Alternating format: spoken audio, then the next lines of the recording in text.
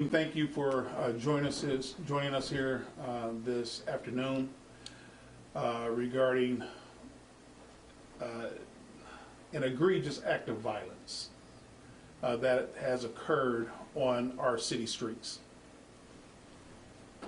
And it comes at a time where our nation is grappling with so much, whether or not it's dealing with police officers gunning down African Americans, and whether or not it's dealing with black on black violence. We have an issue here. We have a mother who's hurting for her son. We have a wife who's hurting for her husband due to a senseless act of violence. But let's be clear here before we get into the violence part. Violence would not have existed had Lyft been responsible. The Lyft organization, just like the different pizza places. So if we call right here at our headquarters, if we call Domino's Pizza, or if we call Donato's Pizza, and ask them to deliver here, there's certain pizza places that will not deliver in certain environments because of what has happened in and or nearby that particular location. So Lyft has a responsibility. Lyft has not reached out to this grieving mother. Lyft has not reached out to this grieving wife.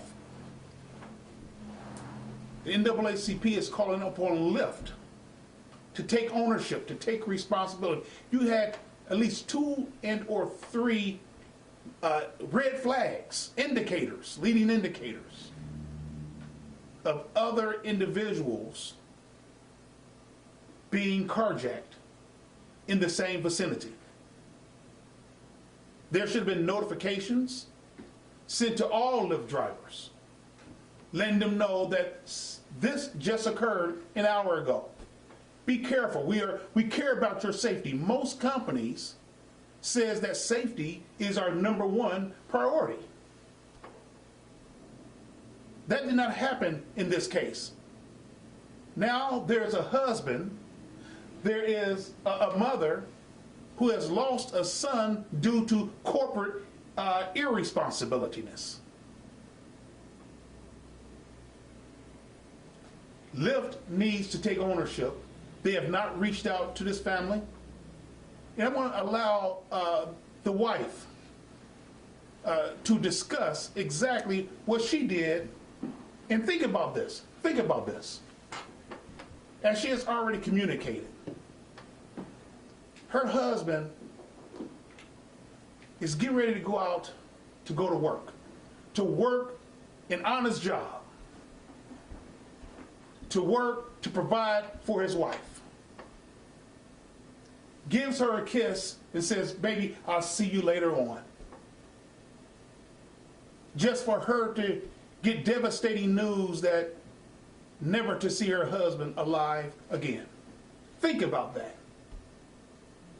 And then Lyft does not respond? Irresponsible. I would like for Brittany to kind of talk about what the experience has been from that day and her trying to contact Lyft herself as a spouse. Brittany.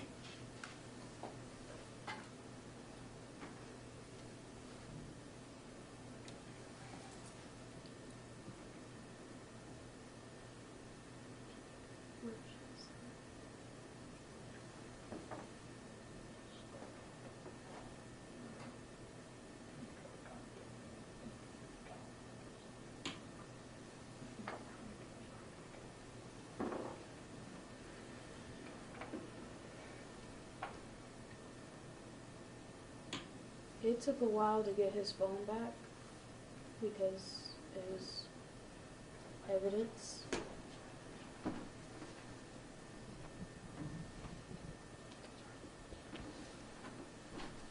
Once I got his phone back, I opened the Lyft app and there was a message that popped up saying that the account is deactivated because of violence.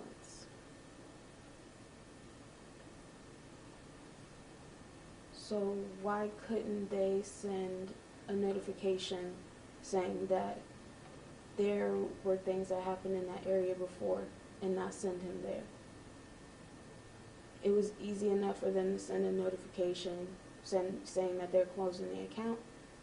They knew which account. They sent the message. Why couldn't they send a message beforehand warning him not to be there? Not sending him there. Not letting another request come from that location, from that account. It's not the first time. It shouldn't have happened the first time. And what's to be done after that? Not what's to be said, what's to be done.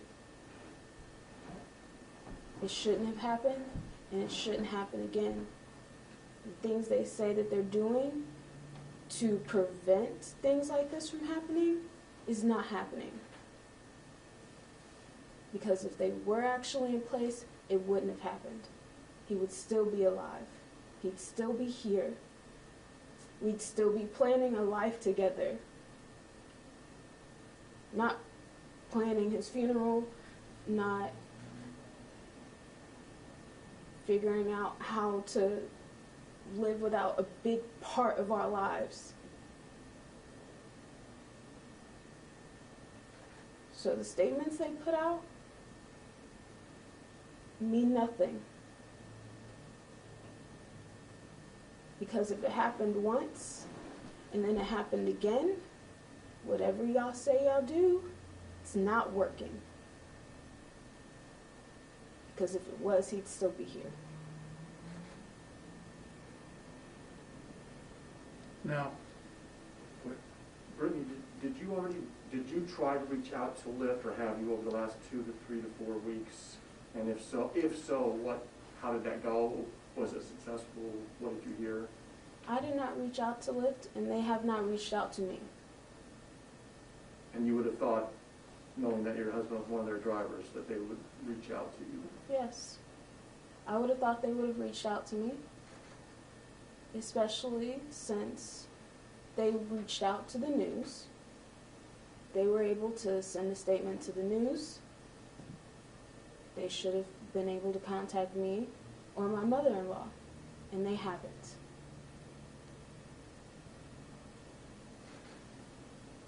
Thank you, Brittany. and as you can see, here it is. She gets her husband's phone after the police has released it, and then she gets a message that says, what again? Just state that one more time for the record. That message that you read. The message said, the account has been deactivated due to violence. Has been deactivated due to violence. So if I'm quite certain that the other incidents that occurred prior to the death of someone, they would have received the same type of message. So that's where responsibility comes in at. That's where safety for your employees come in at. Because we would not be sitting at this table today. So yes, we're going to address the other part of this equation. But the other part of this equation would not have happened had not corporate responsibility from a safety point occurred. And that's the responsibility of Lyft, that's the responsibility of Uber, that's the responsibility of any of these driving businesses that pick up people or have their employees or their contract employees to pick up people, they ought to be notified. Especially when something occurred in very short order, short time frame.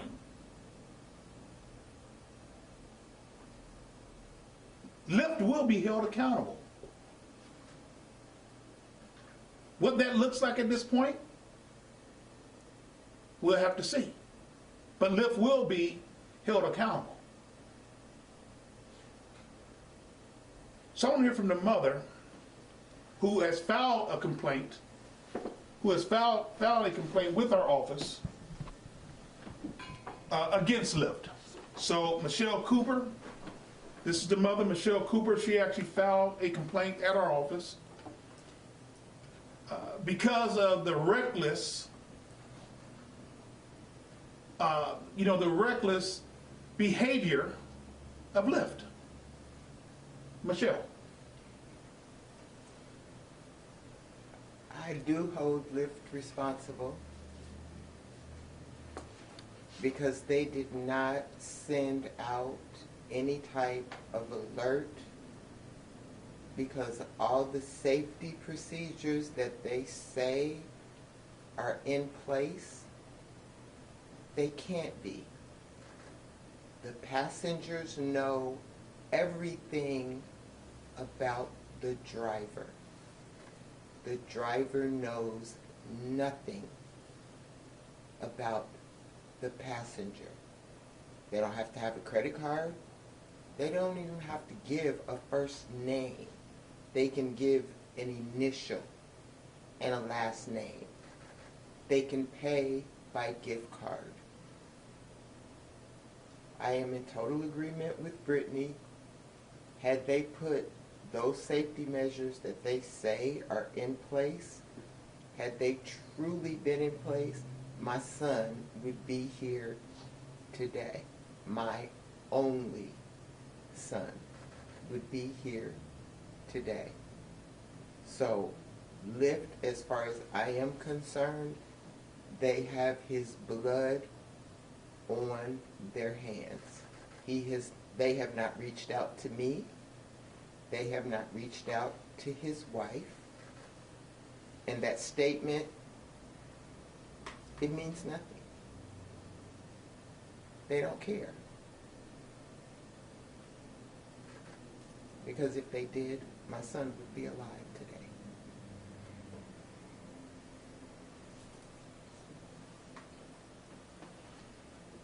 Go ahead. Can you talk about can you just tell us about, since Michelle is filing a complaint for you, what your next steps are then? We have we have reached out to Lyft, but to no avail. We will continue to reach out to Lyft to see if we can get the president and CEO to give me a call back to have a discussion, about this particular case. Because, as the mother just eloquently stated, the blood of her sons is on their hand. The blood of her son, only son, is on their hand. So my hope and my prayer is that when Lyft finally contacts me back, that they have the business sense to make this right. They have the business sense to reach out to this grieving family. That they have the business sense to understand what justice looks like in a case like this. A man that's working for your company, 2 o'clock, 3 o'clock in the morning, to go pick up one of your customers. It's not his customer. It's Lyft's customer. It's Lyft's customer because Lyft sends them to particular sites to pick up their customer. He went to go pick up their customer to take their customer, or their alleged customer, because what he found out, it wasn't a customer. It was somebody who was reckless and didn't value human life. But before we get into that, I want Dr. Fox, Reverend Fox, who is our criminal justice chair, to kind of get more in depth into the kind of actions that Lyft really should be pursuing and should be doing and should have done.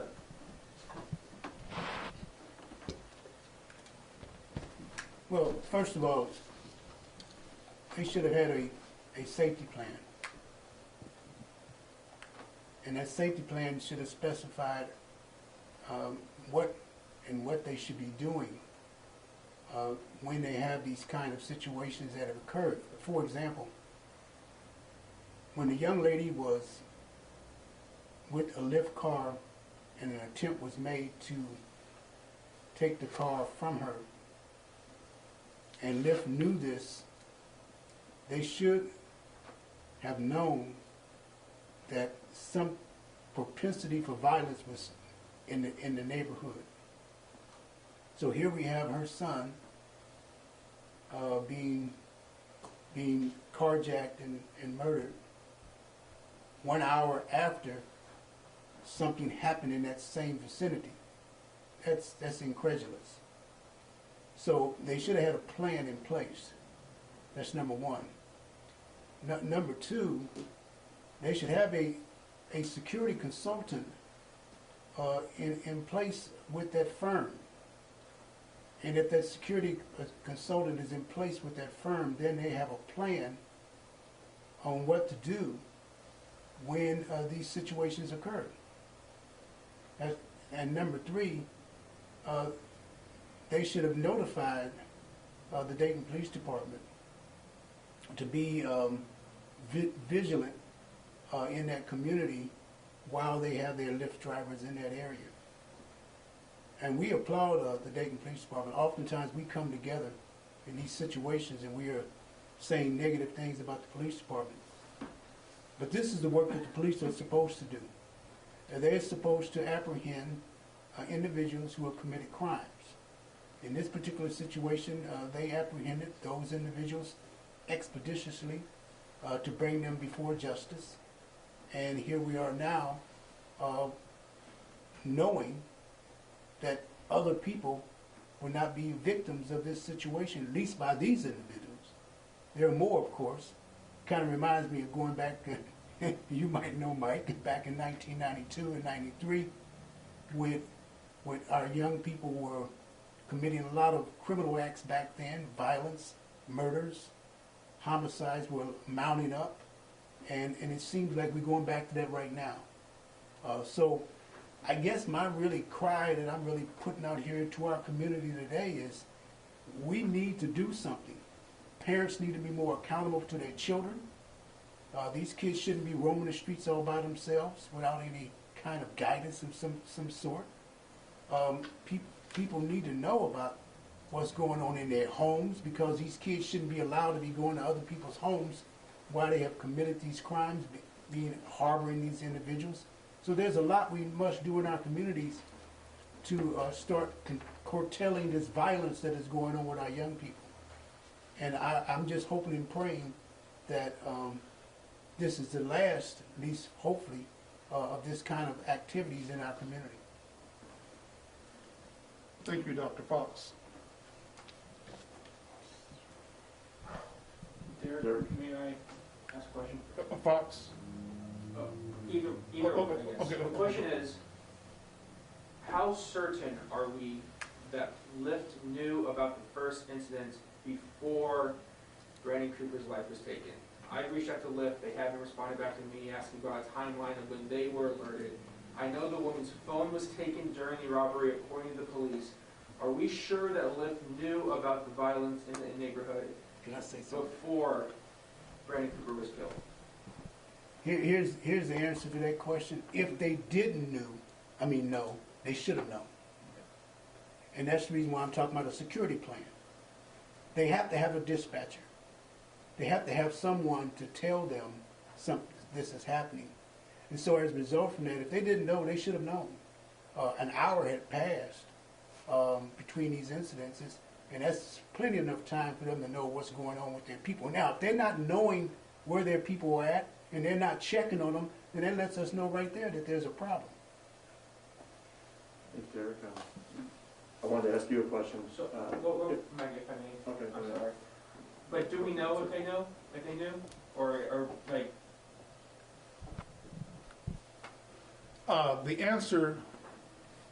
The overarching answer to that is no.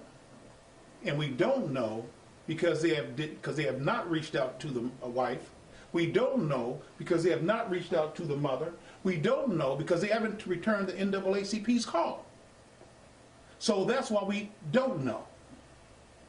Had there been a two-way communication, a communication of empathy, a communication of sympathy for a man who just lost his life by going to work,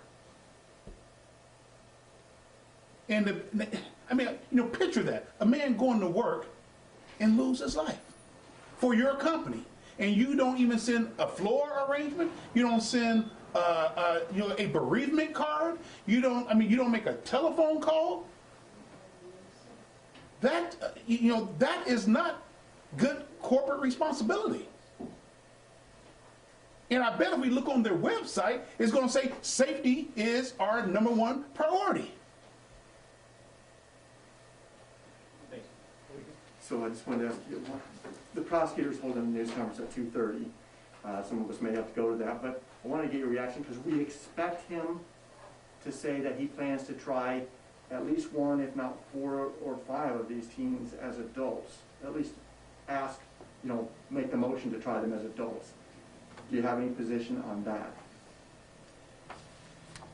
Every month, I get a report. The NAACP gets a report from the Dayton Police Department on homicides and on arrest from homicides. Each month we receive those reports. We're going to start receiving those reports from the Sheriff's Department, which would include Harrison Township, Jefferson Township, and basically the county in which their jurisdiction is. We're also going to be receiving the same from Trotwood. And Trotwood their numbers may roll up into the sheriffs. But when I look at these demographics from 2021, and I think about these demographics, and I say, in 2021, there was a total of 32 homicides. 32 homicides. And this kind of goes back to what Dr. Fox was pleading for, is for our parents to take responsibility for their children. The grandchildren the grandparents or the guardians, whoever they may be, to take responsibility for their children, for the children's actions. So when I think about this 32 people who were victims of homicide in 2021, and 23 of those are African Americans, that makes my heart ache as the president of the NAACP.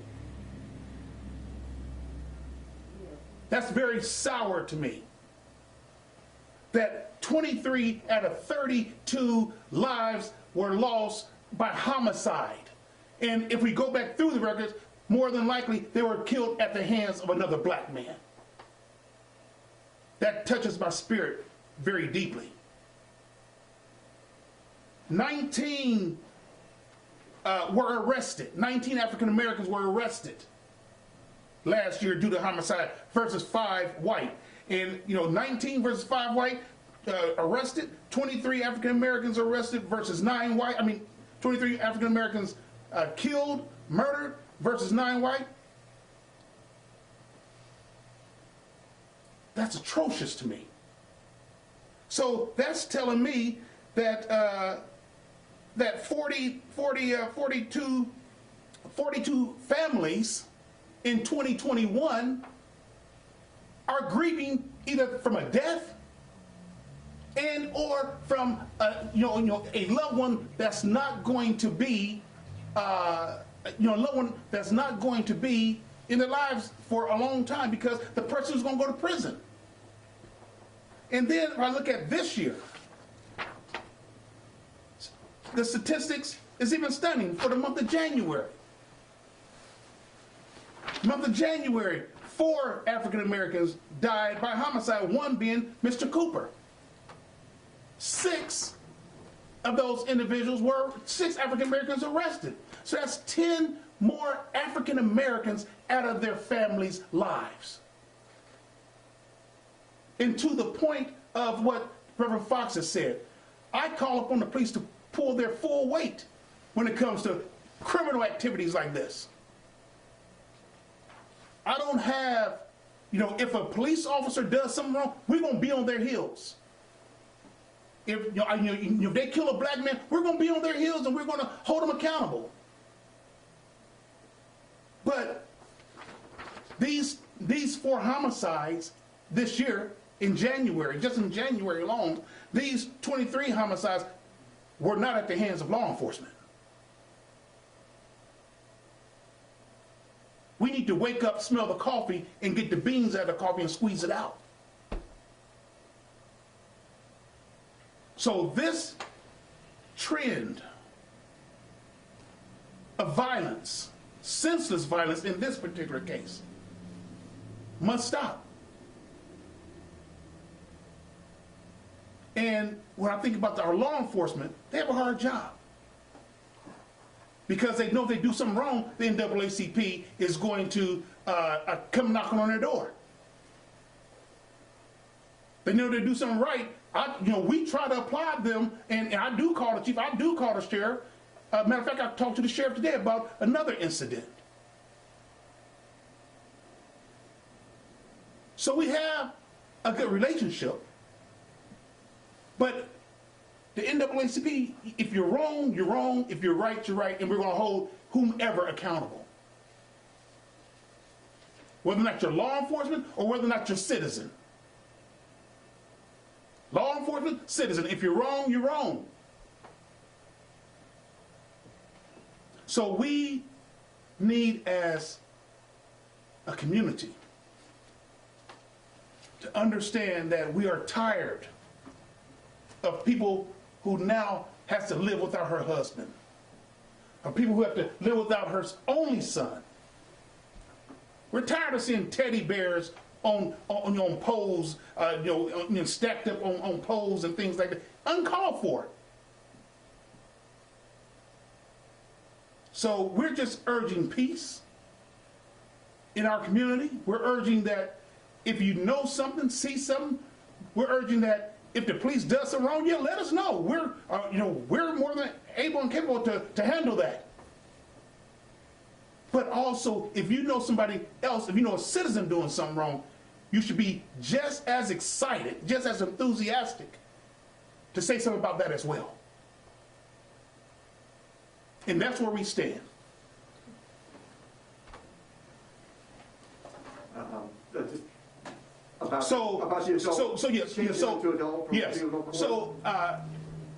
So that's going to be up to Matt Heck. Matt Heck is going to weigh the evidence. He's going to look at whether or not those young men already have a criminal past. We have not looked into their past, so we don't know what their past is like. But what we do know is they did some. They created a situation where a loved one is gone. That's never to come back again on this side of the earth. So whatever decision Matt Heck makes in this particular case, that's his decision. And we support it.